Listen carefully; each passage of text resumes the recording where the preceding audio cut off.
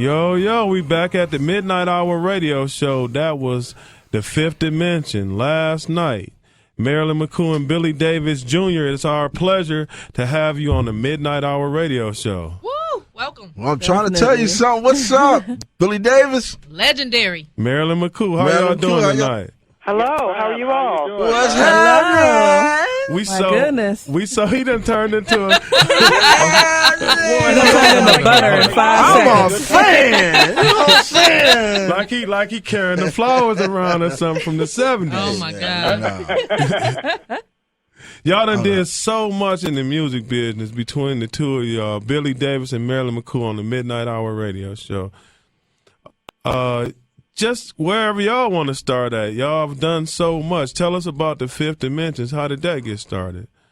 Well, we started out as friends who decided they wanted to sing in a group, and actually we were going to do it as a hobby because Billy and I were looking for our own individual recording careers, and we started out this group as a hobby, and within a year and a half we had our first hit record. Yeah.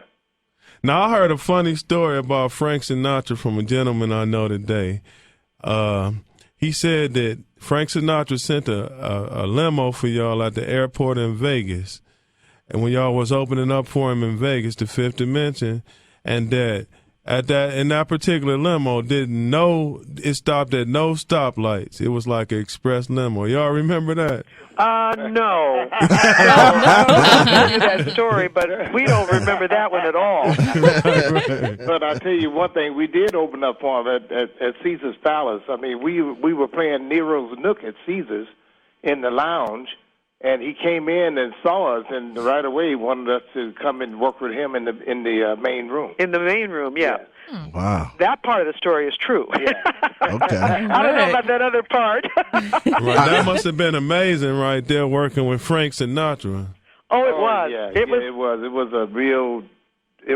was a real blessing for us. Yeah, it was an exciting opportunity for us. I'm sitting here, this is Anna, I'm sitting here looking at your picture, and, man, how do you guys keep your youth? Well, thank you. You just put on a whole lot of makeup and do some serious retouching. I don't know, because from what I understand and looking at my own relatives, black don't crack. Yeah, well, you got a point there. Well, we got something working for us, right? Oh, yeah. The years have done you well. Thank you. Yeah, y'all did. Now, y'all did you guys have had a lot of hits. What would you say out of all the songs that you guys had was your biggest hit? Well, probably Aquarius, Let the Sun Shine In was our biggest. Okay.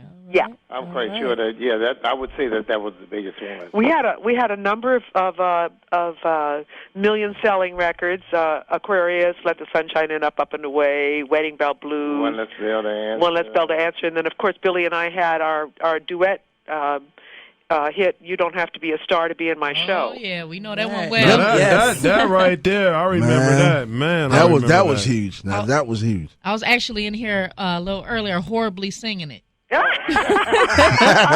sure you don't give yourself credit, Anna. No. Sound good. No, trust me, it won't sound good. And then, of course, when we did You Don't Have to Be a Star to Be in Our Show, we ended up with a TV show after that. Yep. Yeah. You sure did. Now, y'all knew Sonny and Cher, didn't y'all? Yes, we did. Oh, Tell us about that right there. Too. Tell us about that whole Sonny and Cher thing. What do you mean, tell you about it? In what way? Like, what was it like working with Sonny and Cher, or even being a part of that whole group right there? Well, you know, at the time that we did the Sonny and Cher show, Sonny and Cher, they had a very interesting relationship. Yes, they did. Because they had split up. They were no longer married. And Sonny was there with his group, with his crew, and Cher was there with her crew. But you know what? They got along fine. And, you know, when you walked in there and you see this group is on this side and this group is on that side, and you're wondering, now how do we handle this? But you know what? We just took our cue from them. They got along fine. They worked together fine. And we got along with them. Yeah. Yeah. So, of course, we felt kind of funny because at the time we were married and been together for quite a while. Okay. And not only that, I mean, we feel like the old timers now. We've been together for 44 years. I know Oh, that's no, right. y'all, you I know know what? that. Y'all music is timeless. And actually, I remember that y'all song Aquarius, Let the Sun Shine In, went on the Grease tour, right? Went on Broadway with Grease, right? No, No? no, we didn't go on a tour with Grease. But did the song go on The tour with song Grease? could have. I don't, No, Hair, that was from it Hair? Hair? From Hair? Okay, Uh-huh. went That on. was from Hair. Okay, from Hair. So what was that like, having a song that y'all wrote and sung be on Broadway with Hair? Well, it was very exciting. Actually, we didn't write that song. That song was those two songs were from the production of Hair. Yeah. And we went to see the show, and we heard the song Aquarius, and we liked it so much that we called our producer Bones Howe and told him we wanted to record that song. And so he said, "Okay, well, let me look at it, let me listen to it, and see what I can, come up with, what ideas I can come up with." Mm-hmm. And then he came up with the idea of putting it together with "Let the Sun Shine In," which was also from the play. And so we liked that idea, so we went into the studio to record it. And then after we had put the background vocals on, then Bones told Billy, he said, "Okay, Billy, now go to church on this song." Right. Hey, y'all, that's exactly what y'all did too, right? Now, you know right, something? right. I know y'all knew Johnny Billy Carson. threw in some of that gospel. I'm trying to tell you something. Tell us what it was like knowing Johnny Carson, the legend himself. Oh, it was a talk show. It was a very famous talk show because Johnny was huge. Yes. And I mean, a lot of the artists would go on and talk with him, and he would, some of the things that we would do in our background. And not only that, we would have something that we would have coming up that we were getting ready to do, so we could promote it, Yeah. on his show, and then that way it would get nationwide publicity. It was an important show because everybody watched it, and it helped our careers very much. Yes. You guys went on the Ed Sullivan Show?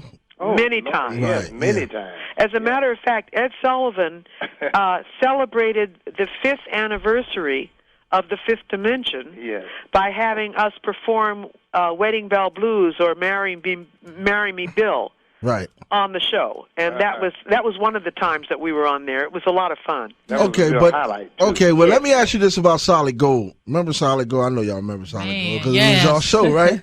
Well, now I was on Solid Gold. Yeah. Yeah. Billy came on and Quite a bit, because- guested on the show a number of times. Well, how come Yeah. you were the only one? Was you mad at Billy? No, man. No, it Okay. was just a wonderful opportunity, and Billy and I talked about it, and I said, "Well, how do you feel about me doing something, by myself?" And actually, at that time, We wasn't doing anything. yeah, well, we had planned yeah? on doing some things separately anyway. Yeah. And so when I had the opportunity, they came and asked me if I would do it. We agreed that it would be a great opportunity for me to do it, so I did it. I mean, I watched you grow. I'm 45. I watched you growing up on Solid Gold. Oh, yeah, me too. That was amazing, Uh-huh. So Thank you. I'm But still did y'all? a fan. But what I wanted to ask, did y'all do that? Did y'all decide to do that after Soul Train? After Soul Train. You mean after we had appeared on Soul Train? Right. Well, yeah, Soul Train was... Yeah, actually, we appeared on Soul Train before Solid Gold. Right. Right, yeah, that's what Soul I'm Train asking. was So before did y'all? Solid Gold. Right. Yeah. So did Soul Train kind of give y'all like that idea to go ahead and say, well, yeah, let's go ahead and do Solid Gold? Oh, no. No, they were totally... no, those they were totally separate. two different Those were separate Okay. situations. Okay. concepts. Yeah. Right. All right. How did it make you feel to actually do Solid Gold? Be it that Dionne Warwick was on it prior, and I believe you came after. How did that feel to be part of that well-known history of television shows, as far as dance shows and stuff like that? Well, at the time, Solid Gold was a new concept, and like you said, Dionne had done it the first year, and then the second year they decided that they were going to go. I thought that Dionne had decided that she didn't want to do it again, and Solid Gold had decided that they wanted to go with a new concept. They hired Andy Gibb. Oh, If you remember Andy Right, Gibb, he was one of the yes. brothers From the of Bee the I Bee Gees. forgot Gees. about Yeah. that. Yeah. Right, and then they wanted to find a co-host with Andy Gibb, and I went in and I did an audition with him, and they liked our chemistry, and so they asked me if I would like to do the show, and so again, Billy and I talked about it, and we realized that it was a wonderful opportunity for me, and Billy said, "You should go for it, babe." Right, right. Well, I'm going to let Rocky Thunder, and again, I'm Myron Grace, Anna Red, and that's Big Motor Boss. Let Rocky Thunder get a question. She a big fan, too. Yes, definitely Okay. a big, huge fan. I feel like a schoolgirl right now. Oh, thank you, Rocky. Well, my question is for both of you guys. I know both of you guys were in Dreamgirls. Yeah, right. We did do Dream. Right, we did a Dreamgirls version of it down down in North Carolina. Yes. Okay, what kind of experience was that for you guys? Oh, it was really nice. I mean, just playing the role of Thunder Early was James Thunder Early. James Thunder Early. That Yes. was a real blast for me, you know, and just really getting into But the main thing is knowing the history of Motown. Right. Yes, And right. what Dreamgirls really meant. And that was wonderful music. That's Yes. an incredible production, you know. Right. And Billy and I have both enjoyed doing theater together. I mean, not actually, that was the only time we had to do theater together. Right. I had a chance to be on Broadway with Showboat. Yeah. And Billy, in addition to doing Dreamgirls, had an opportunity to do Blues in the Night. Blues in the Night at the old Globe Theater in San Diego. In San Diego. So we've enjoyed having a chance to do, theater in different ways. Okay.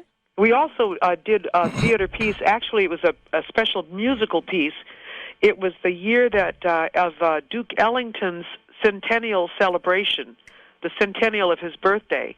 Okay. And we went out on tour for 3 months, and You're starting to break up. am I? Yeah. Oh, okay. Let me see if that's better. We went out on tour and did some wonderful Duke Ellington music. It was a really exciting experience. Wow, that's deep. That's incredible. Yeah. Right. You know what? Our radio programming director, she want to ask a question. Okay. Her name is Glendoria Barris. Hi. How are you? How are you this evening? Oh, we're great. Thank you. I have a We're question. loving talking to you all. My question is, if you're you can having tell me, how was it like relive working on the Huh? Jamie Foxx show? Oh, Jamie Foxx's show was so cool because they were, it was a good production company. The people were so professional, so first class to work with. And Jamie was amazing to watch. Jamie's very talented. He's a very talented man.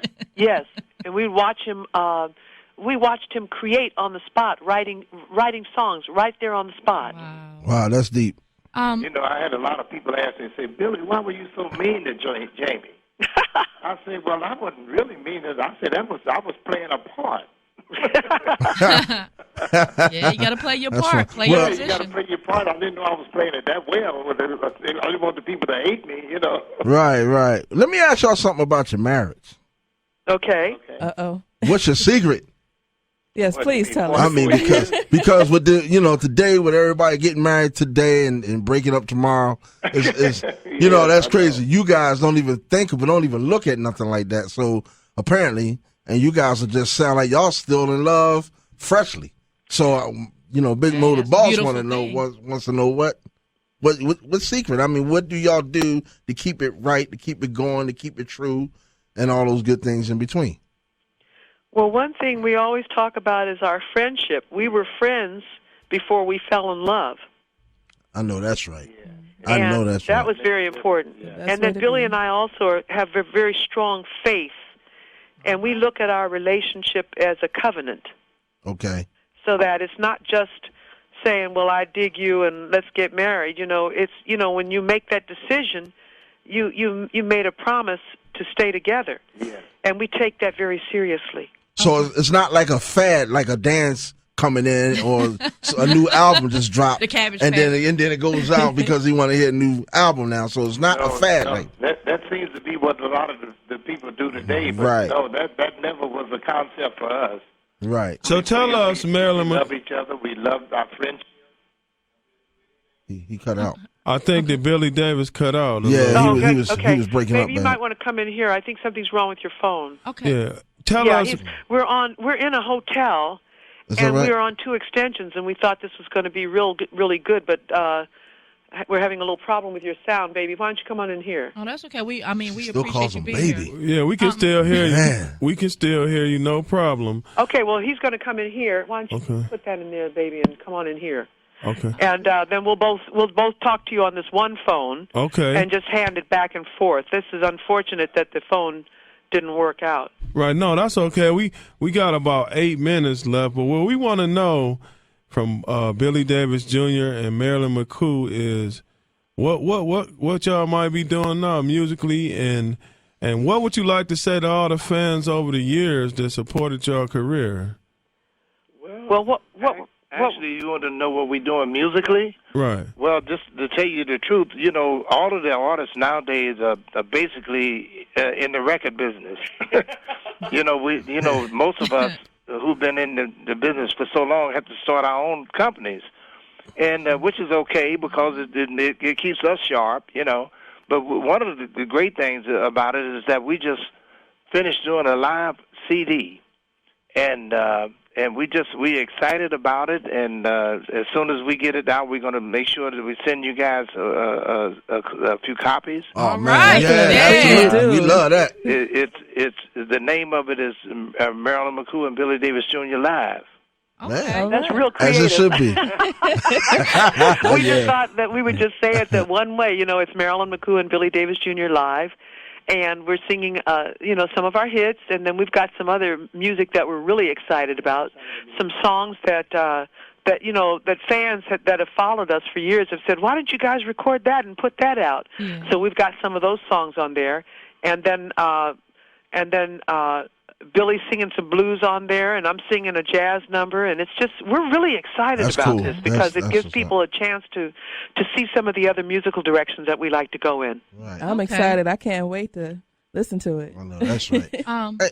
I'm a huge music fan. I listen to a lot of music. I don't know if it would be too much or too off-putting to you if you could sing us a ditty of one of your songs. To send you a video of one of our songs? No, sing a little ditty A medley for the from fans one of out the here. songs. Yeah. And by What the do you way, mean, of one of our hits? right. By the way, I want Anything, to whatever you let wanna you know sing. that Anna Redden managed the Kinsman Daz Band. I'm co-manager. I'm a co-manager and publicist of Kinsman Daz Band. Really? So I'm around musicians a lot. Uh-huh. Listen to a lot of music. And I'm a listener of the Kids And you're a Dad. Yeah, so shout out to Michael J. Calhoun for, I wouldn't be talking to you now if it wasn't for, certain artists and people that, believed in the vision. That's why, I love music, period. I grew up listening to you guys, and a lot of other artists. And especially, you don't have to be a star baby to be in my show. Let the sun shine. I remember that vividly because I think, if I'm correct, that it was also showcasing a movie called Joe Dirt. A movie called what? Joe Dirt. It was a comedy. They used your music, I believe. Oh, really? Oh, Joe Dirt. I don't think we were aware of that one. We're gonna check Wait that a minute out. now. Yeah. Start some trouble. Arista Records and they secret thing. But yeah, though, could y'all sing us a medley of any of y'all music, or even You Don't Have to Be a Star, baby? Man, that was the tune. Yeah. Let's see what we can do. You want to take. You don't I have. can't even hear what he's saying. You don't have to be a star. What, You want to do that? sing it? Yeah. Okay. You don't have to be a star, baby, Hey. to be in my show. You don't have to be a star, baby, to be in my show. Oh man, Right. Thank you. We appreciate it. That's Michael Evans and Janet Jackson. Telephone. Was that okay? Yeah, that was great. That made my day. I'm and my known, night. I'm known for telling on people in certain aspects. You got the engineers in here and the program directors in here dancing around. Oh, okay. You know what I'm saying? Oh, that's beautiful. Go ahead, Michael Evans and Janet Jackson. Y'all go ahead. No, I'm just Dynamite. teasing. I'm you just- know what? One of the things that I want to bring up, though, that's really relevant here. Again, talking to our radio show, and Marilyn McCoo and Billy Davis Jr. of the Fifth Dimension, is that the Fifth Dimension reached heights of the Rolling Stones and groups like that, Absolutely. the Beatles. That's right. What's that feel like to have that impact on the music business? It was very exciting. I mean, it was something that when you start a group, you don't know how successful you're going to be, or if you're going to have any success at all. You never know where it's going to go and how God's going to lead it. We were just blessed to be in the place where we were. Because a lot of times when we look back on it, we had something to do with it because God gave us the voices, but we really, when we look back of it, didn't do nothing but just be there and sing. So it was timing. It was timing. It was timing and with God's grace. Yes. Absolutely. So tell us a crazy story in the music business. We got about 3 minutes left. Tell us a crazy story that y'all might want us to know about it. It might make us laugh. A crazy story in the music business. We got about 3 minutes left. A crazy story in the music business? Yeah, like the craziest one you can come up that was the craziest. Can you think of a crazy story, baby? Does something pop into your mind?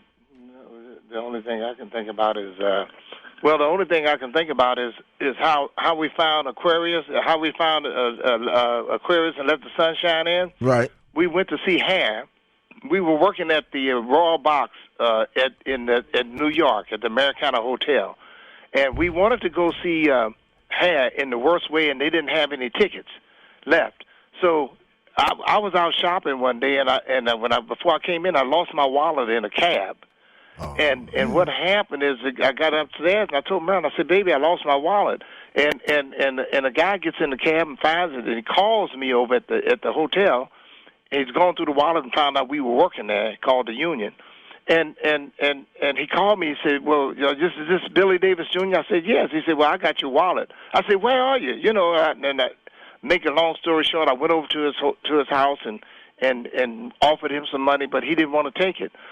I invited him over to see the Fifth Dimension at the Royal Box. Wow. So they came over, him and his wife, and after the show, they came backstage and they said, "Wow, we really love the show, Billy, but now we'd like to invite you to our show." And he said, "What show is that?" He said, come to find out he was one of the producers of Hair. His name was Ed Gifford. See, God works in mysterious ways, right? Yeah. That's how we ended up going to the theater to see Hair. That's major. Isn't that something? Yeah, that is. And then the last thing in this last minute I want to ask y'all about, y'all broke over racial barriers with y'all music. Yeah, they did. What was that like? Ask that again. Breaking through the racial barriers with y'all music that was going on in the United States at the time. Yeah, because I remember the Flower Children were a big part of y'all's success, right? Oh yeah. Well, what it was is that it was an interesting thing because people were not used to hearing a sound coming from a group that was black.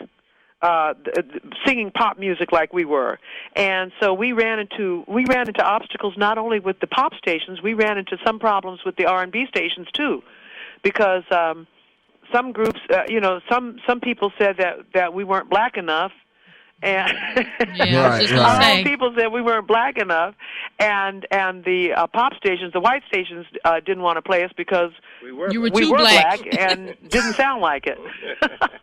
Oh, man, that's something else. Well, you know what? We want y'all to leave us with some in our last minute. What would y'all like to leave the audiences around the world with? Well, we just want to encourage people to keep the faith and don't get discouraged when times are hard, because the Lord has got his hand on us, and he's going to lead us in the way he wants us to go. And we just have to be strong and care about one another. That's right. That's right. Keep the faith and just keep on moving forward. That's 4 decades talking right there, yo. I'm trying to tell you something. We want to invite y'all back to the Midnight Hour radio show. Marilyn McCoo, Billy Davis Jr., music icons. Anytime y'all want to come back, feel free to just come back on the show. But we thank you for having the privilege to talk to you. We had the privilege to give George Duke his last interview before he died. Man, that was a blessing. That's still right now. It's still incredible. We thank you guys for having us. You all have been a joy to talk to. Absolutely. Yeah, y'all was fun. Y'all was fun. Y'all was mad fun.